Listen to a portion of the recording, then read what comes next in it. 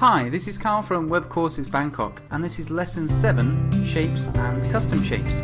Shapes is something that we use a lot when we're designing a web page. It's used to make the layout and lots of other elements on the screen. So, let's get used to this really useful tool. The files for this screencast are in your Beginner's Web Design folder, Week 1, Files, and then look for Photoshop Basic Lessons. Once you've found the directory, you're looking for Lesson 7, Shapes and Custom Shapes.psd. Give it a double click and it'll open up straight away. So, let's get started. Now as you can see, we have a lot of choices of different shapes.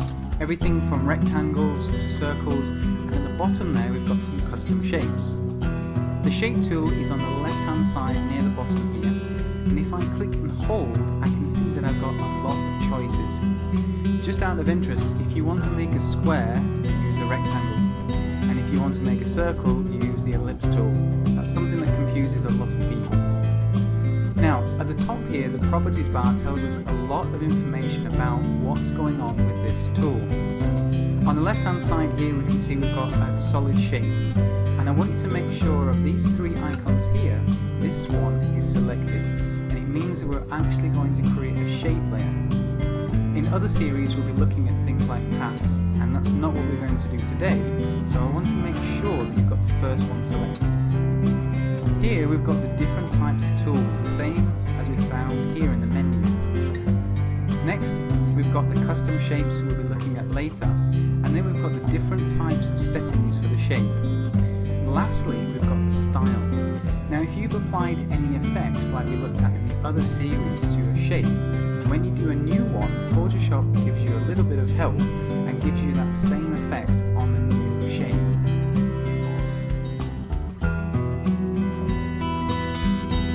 Let's make our two first shapes, which are going to be our rectangle. Before we do that, please can you check that you have the right group selected. This allows us to make the new shapes inside that group. Also, I'd like you to use the colour black, and I'm just going to click right at the corner here and then make sure that this says 0000. This is important for us as web designers because it shows us the colour code that we use when we're actually doing the coding for our design. Okay. Great. I've got my rectangle tool selected. All I need to do is click and drag, and you can see that the rectangle is appearing. So let go just over halfway. And you can see that's a very simple way of doing it. Now I want to show you something very closely. So I'm going to press Z for the zoom tool, and I'm going to zoom right into the corner. Now something you'll notice about the shape is it's not perfect, it's not pixel perfect. If we look at the border here, we can see that this is pixel perfect. There's no sort of grey area around it. Now the reason this is appearing is because we haven't got snap to pixels. Now this is a little bit of an advanced tip, but it's very, very useful.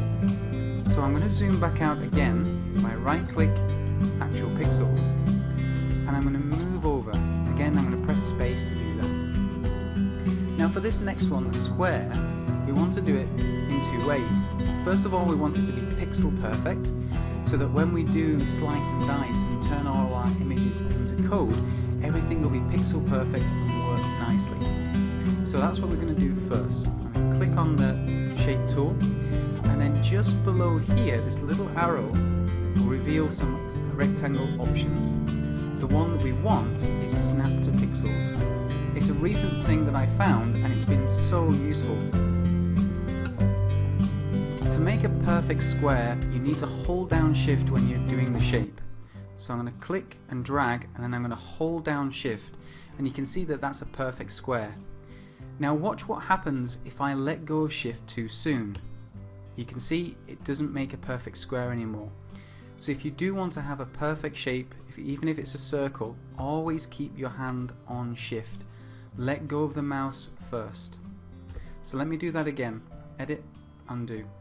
So first of all, I'm going to start drawing the shape. So I'm going to click and drag, and then I'm going to hold down shift next and pull that like that. Now if I hold down shift first, it will actually add that shape to the previous one. So make sure you start drawing the shape, hold down shift, then let go of the mouse, and then let go of shift.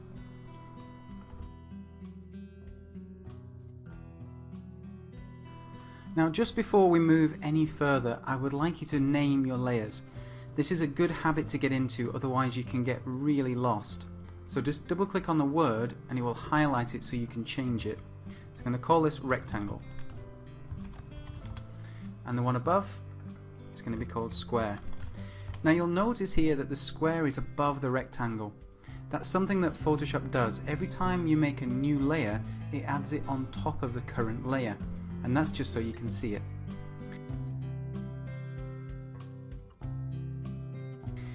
Now the next thing we're going to do is we're going to be working with a rounded rectangle. Now you use rounded rectangles everywhere, especially in things like buttons. So the rounded rectangle tool is just below here, or you can also find it on the properties bar here. If you look at the properties bar, you'll see something called radius. And the radius just means how much curve is on the rounded rectangle.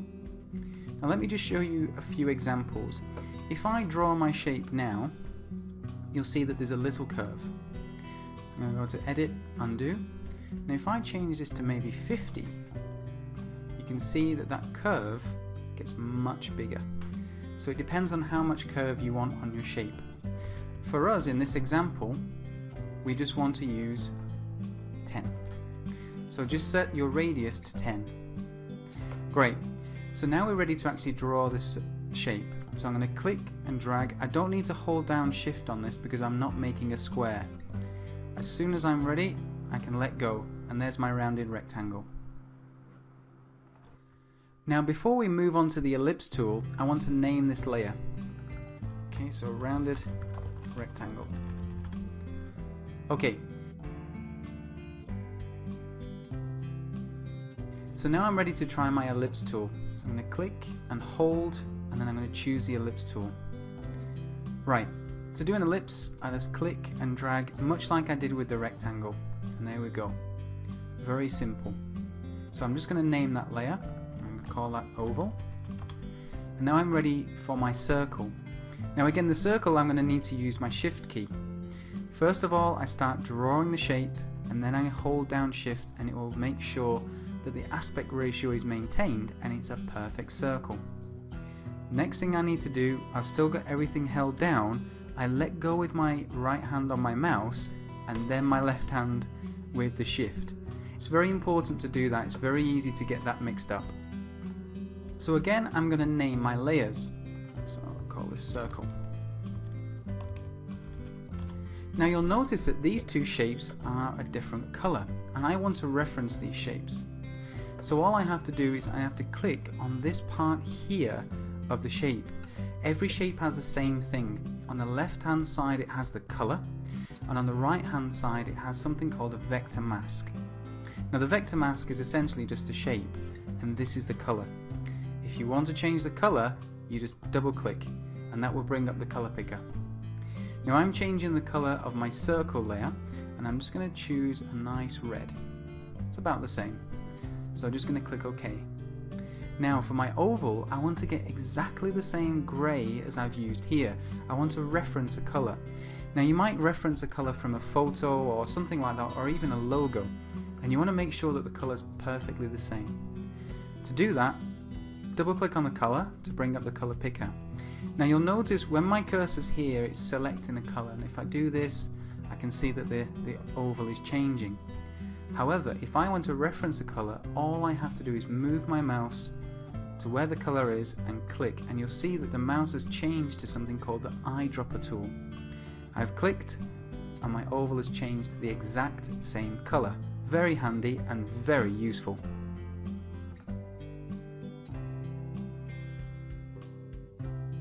So before we move on to custom shapes, just click OK.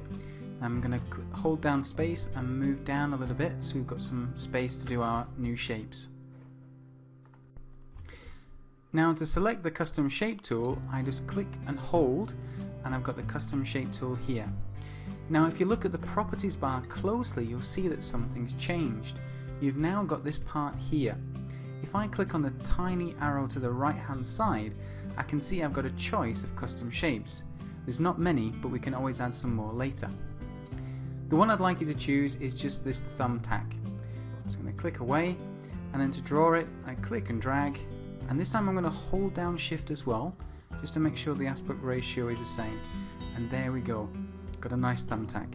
And that's just one of probably hundreds of thousands of different shapes. Now if we want to have a different one, say there's something like a speech bubble here, we need to add a few more shapes. To do that, I'm going to go back to the shape tool at the top here. I'm going to look to the right here for a little arrow pointing to the right, and I'm going to move down and select all. Now it's going to ask me if I want to replace them, but I'm just going to click append.